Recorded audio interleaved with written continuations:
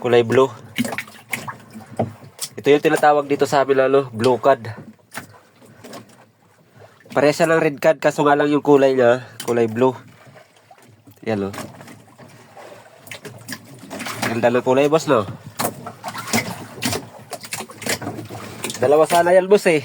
Namatay yung isa. Ito, ito mga boss, oh. Sayang, oh. Namatay.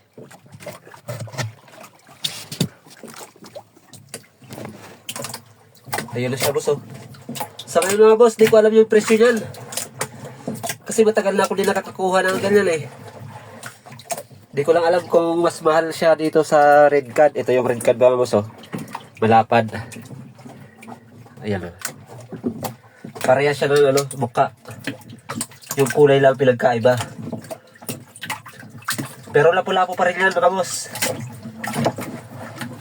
Yan, oh. Okay, yun ang mga boss. Salamat.